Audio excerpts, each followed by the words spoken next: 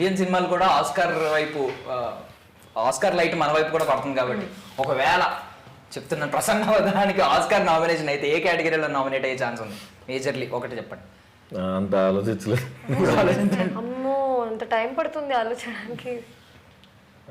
ఏం కేటగిరీలో నాకు అంటే నాకైతే అవార్డ్స్ ఏంది కాదు కానీ పెట్టిన బడ్జెట్కి డబుల్ రావాలి ప్రొడ్యూసర్కి, అంతే అదొకటే నా బ్రెయిన్లో ఉంది.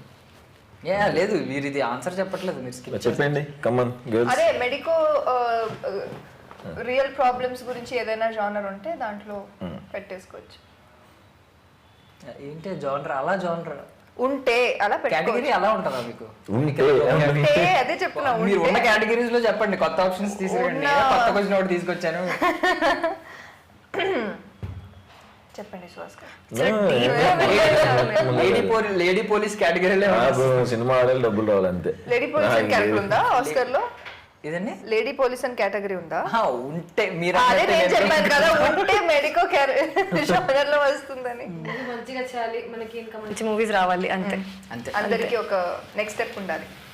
మన ప్రొడ్యూసర్స్ కి డబ్బులు రావాలి, మన డైరెక్టర్ గారికి ఇంకా మూవీస్ రావాలి. నెక్స్ట్ మనం పెట్టుకుంటే చాలా డబ్బులు వస్తాయని ఇంకా చాలా మంది మనం పెట్టుకోవాలి. మీరు సెటిల్ ఎలా కూర్చున్నారా కామ్గా? అటు ఇటు ఒక వర్డ్ అటు కూడా వస్తూనే ఉంటాయి, మనం ఆపట్లేదు. ఒకవేళ వాళ్ళు కట్ చెప్పారంటే ఇక్కడ కట్ ఉండదు ఇక్కడ వెళ్ళిన దగ్గర నుంచి. మంచి జోక్స్ వేస్తారు ఇద్దరు, మంచి అంటే నేను ఎంజాయ్ చేస్తుంది, హ్యాపీ నవ్వుతా. నిజమేనా? పర్లేదు, ఇంట్రోవర్ట్ బిహేవియర్ బయటపెట్టి ఒరిజినల్ చెప్పండి. లేదు నిజంగా నవ్వుకుంటూ ఉంటాను. కొన్ని బిహేవియర్స్ నాకు బాగా నవ్వొస్తూ ఉంటాయి. సో ఇప్పుడు